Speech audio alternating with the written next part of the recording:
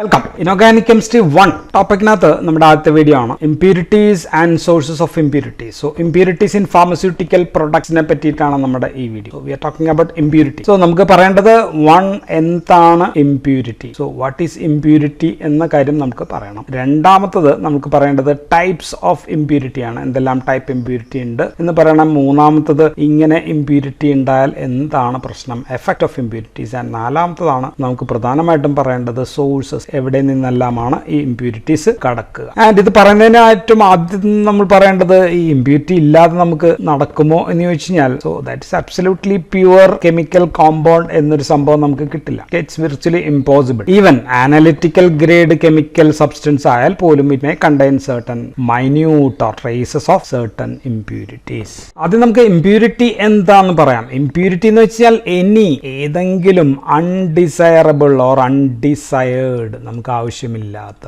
Or അതിന് സിമ്പിളായിട്ട് undesired or unwanted matter or organic compound or compound in an active chemical ingredient or active pharmaceutical, നമ്മൾ pharmaceutical ആണെങ്കിൽ active pharmaceutical ingredient or ഒരു formulation ആണെങ്കിൽ formulation, അതിനെയാണ് നമ്മൾ എന്താ പറയാ ഇംപ്യൂരിറ്റി എന്ന് പറയുന്നത്. നമ്മൾ ഉദ്ദേശിക്കുന്ന ആഗ്രഹിക്കുന്ന ആക്റ്റീവ് ഫാർമസ്യൂട്ടിക്കൽ ഇൻഗ്രീഡിയന്റ് അല്ലാതെ, ആക്റ്റീവ് കെമിക്കൽ അല്ലാതെ, അതിന്റെ മോളിക്കുലാർ ഫോർമുലയുള്ള കോമ്പൗണ്ട് അല്ലാതെ മറ്റേത് മോളിക്കുലാർ ഫോർമുലയുള്ള കോമ്പൗണ്ട് ഉണ്ടെങ്കിലും അതിനെല്ലാം നമുക്ക് ഇംപ്യൂരിറ്റി എന്ന് വിളിക്കാം. ചിലപ്പോൾ ഈ ഇംപ്യൂരിറ്റി ഉണ്ടാക്കുന്ന സമയത്ത് ഉണ്ടാകണമെന്നില്ല, സ്റ്റോറേജ് കണ്ടീഷൻസിൽ ചിലപ്പോൾ ഉണ്ടായി ഏജിങ് മൂലമൊക്കെ ആയിരിക്കും ഉണ്ടാവുക. സോ ഇങ്ങനെയുള്ള undesirable substance, undesirable or unwanted substance or compound is impurity. So ഇത് വരുന്നത് നമുക്ക് തടയാൻ പല മാർഗങ്ങളുണ്ട്, നമ്മൾ പറയാം. എങ്കിലും ഉണ്ടാകാതിരിക്കുക എന്നുള്ളത് ഇമ്പോസിബിൾ ആണെന്ന് പറഞ്ഞു. സോ അപ്പൊ നമുക്ക് ചെയ്യാവുന്നത് ഒരു പരിധി വെക്കുക എന്നുള്ളതാണ്. പരിധി, അതിന് നമ്മൾ പറയാം ലിമിറ്റ് വെക്കുക, അല്ലെ, ഒരു പ്രത്യേക ലിമിറ്റ്. ആ ലിമിറ്റിന് എബവ് ആകരുത്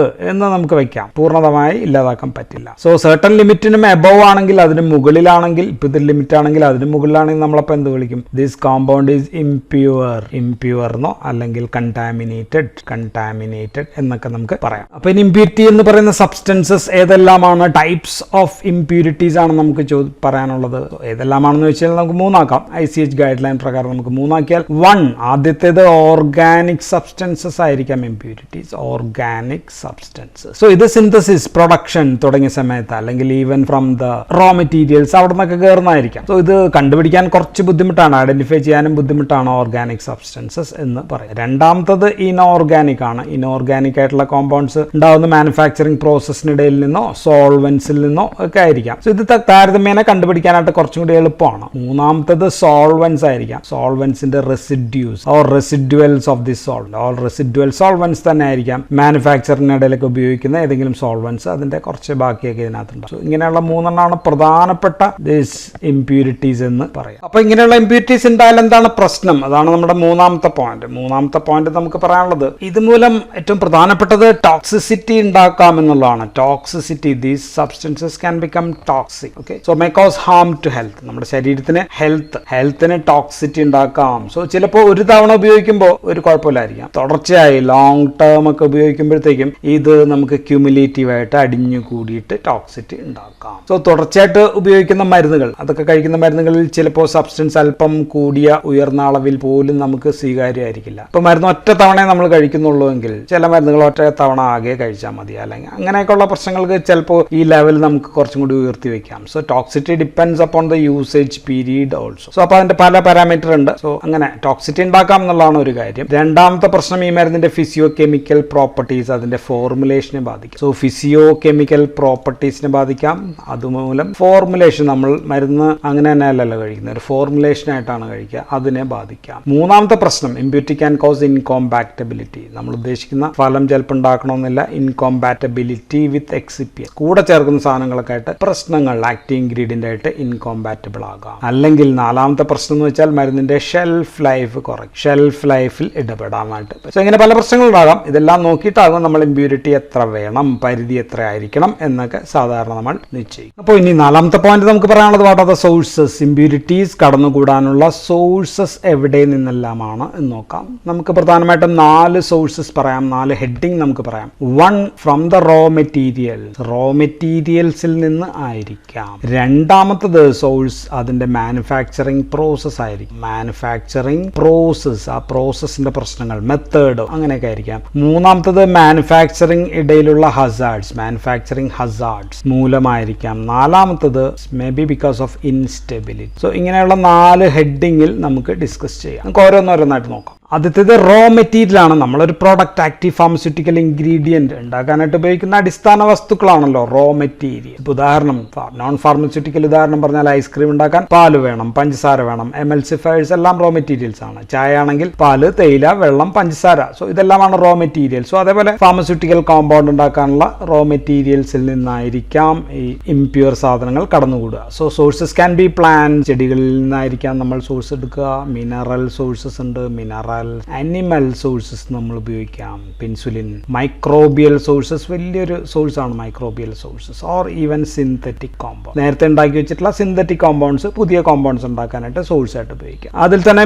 ഇമ്പ്യൂരിറ്റി ഉണ്ടെങ്കിൽ, ഇതിലെല്ലാം ഇമ്പ്യൂരിറ്റി ഉണ്ടെങ്കിൽ അത് നമ്മുടെ പ്രൊഡക്റ്റിലേക്ക് കൂടും എന്ന് നമുക്ക് പ്രത്യേകം പറയേണ്ട ആവശ്യമില്ല. സോ എക്സാമ്പിൾ പറയുകയാണെങ്കിൽ ഇപ്പോൾ ഉദാഹരണം റോക്ക് സോൾട്ട്. ഉപ്പ് ഉണ്ടാക്കാനായിട്ട് നമുക്ക് സോഡിയം ക്ലോറൈഡ് ഉണ്ടാക്കണം എന്ന് വിചാരിക്കുക. നമ്മുടെ കയ്യിലുള്ളത് റോക്ക് സോൾട്ട് ആണെന്ന് വിചാരിക്കുക. ഈ റോക്ക് സോൾട്ട് ഉപയോഗിച്ച് കഴിഞ്ഞാൽ അതിനകത്ത് മാഗ്നീഷ്യം ധാരാളമായിട്ടുള്ളതാണ്. മാഗ്നീഷ്യം ക്ലോറൈഡ് ഉണ്ട്, ദെൻ കാൽഷ്യം ധാരാളമായിട്ടുള്ളതാണ്. സോ ഇതൊക്കെ അതിനകത്ത് തന്നെ അടക്കും. സോ അതുകൊണ്ട് സോഡിയം ക്ലോറൈഡ് ഉണ്ടാക്കുമ്പോഴത്തേക്കും നമുക്ക് അതിനകത്ത് കുറച്ച് മാഗ്നീഷ്യം ക്ലോറൈഡും കുറച്ച് കാൽഷ്യം ക്ലോറൈഡും എല്ലാം ഉണ്ടായിരിക്കും. ഇനി നമ്മൾ കാൽഷ്യം ചേർന്ന ഏത് ഉണ്ടാക്കാൻ ശ്രമിച്ചാലും അതിനകത്ത് പലപ്പോഴും മാഗ്നീഷ്യം ഉണ്ടാകും, കുറച്ച് ബ്രോമൈഡും ഒക്കെ, അല്ലെങ്കിൽ ബേരിയം എല്ലാം കുറച്ച് കണ്ടാക്കാം. ബിക്കോസ് നമ്മൾ അതിന്റെ പീരിയോഡിക് ടേബിൾ നോക്കി കഴിഞ്ഞാൽ ഇതിന്റെ ഏകദേശ പ്രോപ്പർട്ടീസ് ഒക്കെ തന്നെ ആയിരിക്കും ഇതിനകത്ത് ഉള്ളത്. ഇനി മൃഗങ്ങളിൽ നിന്ന് നമ്മൾ ഇൻസുലിൻ വേർതിരിച്ചുണ്ടാക്കിയെടുത്തു കഴിഞ്ഞാൽ അതിൽ കുറച്ച് പ്രോ ഇൻസുലിൻ കാണും, പ്രോ ഇൻസുലിൻ അങ്ങനെയൊക്കെ കാണും. ദെൻ ഇലകളിൽ നിന്ന് നമ്മളിപ്പോൾ ഡിജോക്സിൻ തരംതിരിച്ചെടുക്കുക എന്ന് വിചാരിക്കും. പക്ഷെ നമുക്ക് അങ്ങനെ എടുക്കില്ല. നമ്മൾ അതിനകത്ത് വേറെ ഡിജോക്സിനകത്ത് ഡിജിറ്റോക്സിനോ അങ്ങനെയൊക്കെയുള്ള പല സാധനങ്ങളും ഈ ഇലയുടെ അകത്ത് കണ്ടേക്കാം. ഇതാണ് examples for impurities from raw material. രണ്ടാമത്തെ source of impurities from manufacturing process or method of manufacture. ഉദാഹരണം, ഉപയോഗിക്കുന്ന റിയേജൻസ്. റിയേജന്റ് ശരിയല്ലെങ്കിൽ, if the reagent is impure ആണെങ്കിലോ, ഉദാഹരണം നമ്മൾ കാൽഷ്യം കാർബണേറ്റ് റിയേജന്റ് നമ്മൾ ഉപയോഗിക്കുകയാണെന്ന് വിചാരിക്കാം. സോ അതിനകത്ത് കുറച്ച് സോഡിയം കാർബണേറ്റ് കണ്ടേക്കും. കാരണം എന്താണെന്ന് വെച്ച് കഴിഞ്ഞാൽ കാൽഷ്യം കാർബണേറ്റ് ആണ് നമുക്ക് ഉപയോഗിക്കേണ്ടത്. പക്ഷേ ഈ കാൽഷ്യം കാർബണേറ്റ് ഉണ്ടാക്കുന്നത് നമ്മൾ കാൽഷ്യം ക്ലോറൈഡിൽ അതിനൊപ്പം കുറച്ച് സോഡിയം കാർബണേറ്റും കൂടി ചേർത്തിട്ടാണ്. അപ്പോഴാണ് നമുക്ക് എന്ത് കിട്ടുക, കാൽഷ്യം കാർബണേറ്റ് കിട്ടുക. സോ സ്വാഭാവികമായിട്ട് കുറച്ച് കാൽഷ്യം കാർബണേറ്റിനകത്ത് സ്വാഭാവികമായിട്ട് കാൽഷ്യം കാർബണേറ്റ് ഉപയോഗിക്കുമ്പോൾ അതിനകത്ത് കുറച്ച് സോഡിയം കാർബണേറ്റ് ഉണ്ടാവാനുള്ള സാധ്യത കൂടുതൽ. If you use hydrochloric acid or sulphuric acid, ഇതൊക്കെ ഉപയോഗിക്കുമ്പോഴത്തേക്കും കുറച്ച് ക്ലോറിനും കുറച്ച് സൾഫേറ്റും ഇങ്ങനെയൊക്കെയുള്ള സംഭവങ്ങൾ അതിനകത്ത് അയോൺസ് എല്ലാം ഇംപ്യൂരിറ്റി ആയിട്ട് ഉണ്ടാകാം. അതാണ് ഒരു എക്സാമ്പിൾ. ഇനി മറ്റൊരു എക്സാമ്പിൾ, ഇപ്പൊ ഒരു ഇംപ്യൂരിറ്റി കളയാൻ ഉപയോഗിക്കുന്ന വസ്തു തന്നെ മറ്റൊരു ഇംപ്യൂരിറ്റി ആയിട്ട് ഇതിനകത്ത് വന്ന് ചേരാം. അതൊരു പ്രശ്നമാണ്. ഉദാഹരണം, പൊട്ടാസ്യം ബ്രോമൈഡിൽ നിന്ന് നമുക്ക് എന്താ മാറ്റേണ്ടത്? നമുക്ക് അതിനകത്ത് കുറച്ച് സൾഫേറ്റ് ഇംപ്യൂരിറ്റി ഉണ്ടെന്ന് കരുതുക. ഈ സൾഫേറ്റ് ഇംപ്യൂരിറ്റി കളയാനായിട്ട് നമ്മൾ ഉപയോഗിക്കുക ബേരിയമാണ്. ബേരിയം ഉപയോഗിച്ചിട്ടാണ് ഈ സൾഫേറ്റ് ഇംപ്യൂരിറ്റി നമ്മൾ കളയുക. അപ്പോൾ ബേരിയം എന്ത് ചെയ്യും? ബേരിയം ഈ സൾഫേറ്റിനെ ബേരിയം സൾഫേറ്റ് ആക്കി മാറ്റും. പക്ഷേ അവസാനം പ്രശ്നം എന്താണ്? പൊട്ടാസ്യം ബ്രോമൈഡ് ആണ് നമ്മൾ ഉപയോഗിച്ചത്. ഈ പൊട്ടാസ്യം ബ്രോമൈഡിനകത്ത് കുറച്ച് ബേരിയം തന്നെ ഇംപ്യൂരിറ്റി ആയിട്ട് വരാനുള്ള ചാൻസ് ഉണ്ട്. ഇനി നമ്മൾ ഉപയോഗിക്കുന്ന സോൾവെന്റ്സ്, നമ്മൾ ഒരു സോൾവെന്റ് ഉപയോഗിക്കുകയാണല്ലോ, സോലിബിലൈസേഷനും മറ്റും സോൾവെന്റ് ഉപയോഗിക്കും. ഈ സോൾവെന്റ് അതിനകത്ത് കുറച്ച് ഇംപ്യൂരിറ്റിയോ അല്ലെങ്കിൽ ഈ പ്രൊഡക്റ്റിനകത്തെ കുറച്ച് സോൾവെന്റ് ആയിട്ട് വരാം. ഏറ്റവും കൂടുതൽ നമ്മൾ ഉപയോഗിക്കുക വാട്ടറാണ്.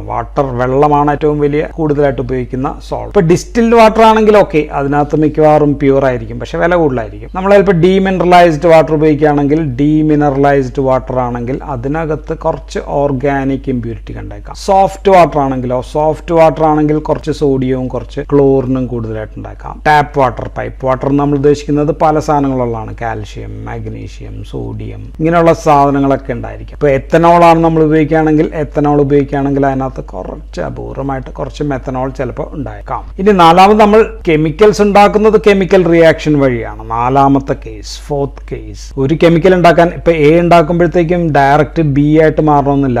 ആദ്യം എ സി ആയിട്ട് പിന്നെ ബി ആയിട്ട് മാറിയിരിക്കാം. നേരിട്ടായിരിക്കണമെന്നില്ല. സോ ഇതിനെ നമ്മൾ വിളിക്കുക ഇന്റർമീഡിയേറ്റ്സ് എന്നാണ്. So reaction intermediates. ഉദാഹരണം, നമ്മൾ സോഡിയം ബ്രോമൈഡ് ഉണ്ടാക്കാൻ, സോഡിയം ബ്രോമൈഡ് ആണ് നമുക്ക് ഉണ്ടാക്കേണ്ടത്. സോ NaBr നമുക്ക് ഉണ്ടാക്കണം. ഓക്കെ, അതിന് നമുക്ക് ബ്രോമൈഡ് കുറച്ച് കൂടുതൽ ചേർക്കും എങ്കിലാണ് സോഡിയം ബ്രോമൈഡ്. എന്തിനകത്താണ് ചേർക്കുക? സോഡിയം ഹൈഡ്രോക്സൈഡ് എടുക്കുന്നു, അതിനകത്തേക്ക് ബ്രോമൈഡ് കുറച്ച് കൂടുതൽ ചേർക്കുമ്പോഴാണ് സോഡിയം ബ്രോമൈഡ് ഉണ്ടാവുക. പക്ഷെ ഇന്റർമീഡിയറ്റ് ആയിട്ട് കുറച്ച് ബ്രോമിൻ ബ്രോമേറ്റ്, സോഡിയം ബ്രോമേറ്റ് ഉണ്ടാക്കാം. NaBrO3 ഇതാണ് സോഡിയം ബ്രോമേറ്റ്. ഇതുണ്ടാകും കുറച്ച് ഇന്റർമീഡിയറ്റ്. ഈ ഉണ്ടാകുന്ന സോഡിയം ബ്രോമേറ്റ് നമ്മൾ സാധാരണ ഉപയോഗിക്കുക ചാർക്കോളൊക്കെ വെച്ചിട്ട് റിമൂവ് ചെയ്യുക, ചൂടാക്കിയിട്ടൊക്കെ റിമൂവ് ചെയ്യുകയായിരിക്കും ചെയ്യുക. സോ ഈ പ്രോസസ് ചാർക്കോളൊക്കെ വെച്ച് ചെയ്യുന്ന ഈ പ്രോസസ് കുറച്ച് ശരിയായിട്ട് ചെയ്തില്ലെങ്കിൽ അല്ലെങ്കിൽ തെറ്റിയിട്ടുണ്ടെങ്കിൽ സാധാരണ സംഭവിക്കുക സോഡിയം ബ്രോമേറ്റിനകത്ത് കുറച്ച് അഡീഷൻ ഓഫ് സോഡിയം ബ്രോമേറ്റും കൂടി അല്ലെങ്കിൽ സോഡിയം ബ്രോമേറ്റ് കൂടി കുറച്ച് ഉണ്ടാകാം. ഇനി contamination from atmosphere can occur. അഞ്ചാമത്തത് അറ്റ്മോസ്ഫിയറിൽ നിന്നുള്ള കണ്ടാമിനേഷൻ. അറ്റ്മോസ്ഫിയറിനകത്ത് എന്തൊക്കെയുണ്ട്? സിലിക്ക ഉണ്ട്, സൾഫർ ഉണ്ട്, സൂട്ട് ഉണ്ട്, aluminium oxide, carbon dioxide, H2S, ഇങ്ങനെ പല ധാരാളം സബ്സ്റ്റൻസ് ഉള്ള സംഭവമാണ് ഈ അറ്റ്മോസ്ഫിയർ. ഇപ്പൊ നമ്മൾ സോഡിയം ഹൈഡ്രോക്സൈഡ് ഉണ്ടാക്കി, എവരിതിങ് എല്ലാം ഓക്കെ ആയിരുന്നു. പക്ഷെ അത് പുറത്തിങ്ങനെ വെച്ചോണ്ടിരിക്കുമ്പോൾ അതിനകത്തേക്ക് അന്തരീക്ഷത്തിൽ നിന്ന് കുറച്ച് കാർബൺ ഡൈ ഓക്സൈഡ് കയറി. So sodium hydroxide 2NaOH plus carbon dioxide. Carbon dioxide കയറുമ്പോൾ Na2CO3 എന്താ ഉണ്ടാവുക? Plus water. എന്ന് വെച്ചാൽ സോഡിയം കാർബണേറ്റ് ആയിട്ട് മാറാൻ കുറച്ച് ഭാഗമുള്ളൂ. പക്ഷെ അത് സോഡിയം ഹൈഡ്രോക്സൈഡിനകത്തപ്പോൾ sodium carbonate as an impurity ചിലപ്പോൾ കണ്ടായി. മൂന്നാമത്തെ ചാൻസ് ഫ്രം ഇംപ്യൂരിറ്റി ഉണ്ടാവാനുള്ള ചാൻസ് മാനുഫാക്ചറിങ് ഹസാർഡ്സ് ആണ്. ആ പേജ് തീർന്നു പോയതുകൊണ്ടാണ് ഞാൻ ഇവിടെ എഴുതുക മാനുഫാക്ചറിങ് ഹസാർഡ്സ്. സോ ഫൈനൽ പ്രൊഡക്റ്റിൽ ചിലപ്പോൾ ചില അഴുക്കുകൾ, ചില്ല്, ഗ്ലാസ്, അല്ലെ, പോഴ്സലൈൻ, മെറ്റൽസ് ഒക്കെ ഉണ്ടാകാം. സോ ഇപ്പൊ നമ്മൾ ഗുളിക ഉണ്ടാക്കുന്ന വെച്ചാൽ ഗുളികന് ഉപയോഗിക്കുമ്പോൾ സീവ്, അരിപ്പ, ആ പൊടി ഇങ്ങനെ അരിച്ചെടുക്കുമ്പോൾ അതിന് അരിപ്പയുടെ കുറച്ച് ഇളകി അങ്ങ് പോയി എന്ന് വിചാരിക്കുക. ഗ്രാനുലേഷൻ, കംപ്രഷൻ, സോ ഇങ്ങനെയൊക്കെ പ്രോസസ് നടത്തുമ്പോൾ അതിന്റെ ഒക്കെ കുറച്ച് ഭാഗങ്ങളൊക്കെ ഇതിനകത്തേക്ക് ചിലപ്പോൾ കയറിയേക്കാം. അതാണ് ഒരു contamination from the manufacturing Hazard എന്ന് പറയുന്ന ഒരു എക്സാമ്പിൾ. രണ്ടാമത്തെ എക്സാമ്പിൾ ക്രോസ് കണ്ടാമിനേഷൻ ആണ്. ക്രോസ് കണ്ടാമിനേഷൻ നമ്മൾ ഒരു സാധനം മാത്രമായിരിക്കണമെന്നല്ല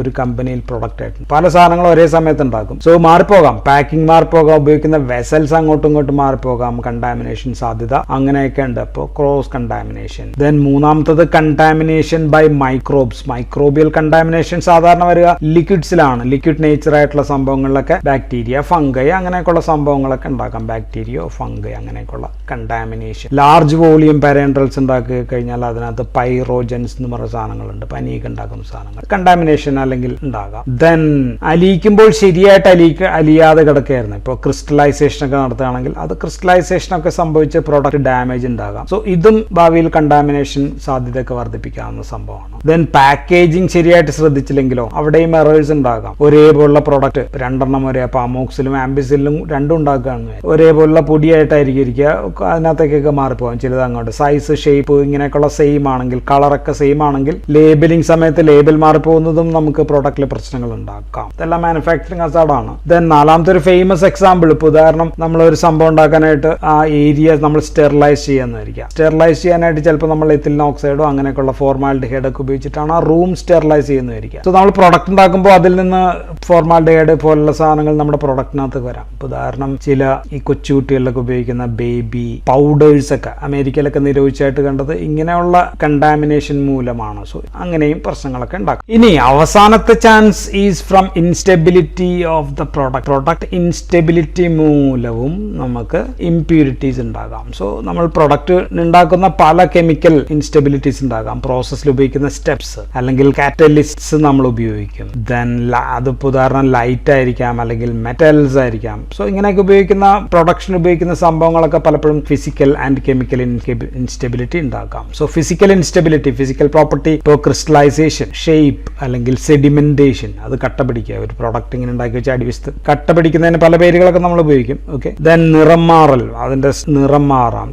പലതും ഇതെല്ലാം ഫിസിക്കൽ ഇൻകോമ്പാറ്റബിലിറ്റി ആണ്. ഇനി ഉപയോഗിക്കുന്ന കണ്ടെയ്നർ, നമ്മളിപ്പോൾ ഒരു പാത്രത്തിലാണ് സാധനം ഉണ്ടാക്കുന്നെങ്കിൽ ഈ കണ്ടെയ്നറുമായിട്ട് ചേർന്നിട്ട് പല പ്രശ്നങ്ങൾ ഉണ്ടാക്കാം. മെറ്റൽസ് ആണെങ്കിലാണ് ഏറ്റവും വലിയ പ്രശ്നം. If you are using metal this can react. Plastic tube ആണെങ്കിൽ ഇപ്പോൾ സോൾവൻസ്, പലതരം പ്ലാസ്റ്റിക്കിനൊക്കെ ഡിസോൾവ് ചെയ്യാൻ പറ്റിയ സോൾവൻസ് ഒക്കെ പ്രശ്നങ്ങൾ ഉണ്ടാക്കാം. ദെൻ ഗ്ലാസ് ഒക്കെ ആണെങ്കിലാണ് കമ്പാരിറ്റീവ്ലി ഏറ്റവും മോസ്റ്റ് സേഫ് അല്ലെങ്കിൽ ഏറ്റവും കുറഞ്ഞ പ്രശ്നങ്ങൾ ഉണ്ടാക്കുന്നത് ഗ്ലാസ് ആണ്. ദെൻ നമ്മളത് എല്ലാം ഉണ്ടാക്കി പക്ഷെ സ്റ്റോർ ചെയ്തത് കൃത്യമായിരുന്നില്ലെങ്കിലോ, സ്റ്റോറേജ് കൃത്യമായിട്ടായിരുന്നില്ല, ടെമ്പറേച്ചർ. ഉദാഹരണം vaccines everything was right but not stored properly. Contamination ഒന്നും ഇല്ലെങ്കിലും അതിന്റെ എഫക്ട്, ഗുണം വളരെയധികം കുറയാനായിട്ടുള്ള ചാൻസ് ഉണ്ട്. അല്ലെങ്കിൽ ചിലപ്പോൾ അങ്ങനെ ഇരുന്ന് കഴിഞ്ഞാൽ ഡീകമ്പോസിഷൻ പോലെയുള്ള പ്രശ്നങ്ങൾ ഉണ്ടാക്കാം. സോ ഇത്രയുമാണ് നമുക്ക് ഇംപ്യൂരിറ്റീസിനെ കുറിച്ച് പറയാനുള്ളത്. ഇനി ഈ ഇംപ്യൂരിറ്റീസ് എത്രമാത്രം മതി എന്ന് നിഷ്കർഷിക്കുന്ന ഒരു പുസ്തകമുണ്ട്, അതിനെയാണ് നമ്മൾ ഫാർമക്കോപോയിയ എന്ന് പറയാം. സോ അടുത്ത വീഡിയോ നമ്മൾ ഫാർമക്കോപോയിയാണ്. സോ അവരാണ് പറയുന്നത് എത്ര ലിമിറ്റ് ആകാം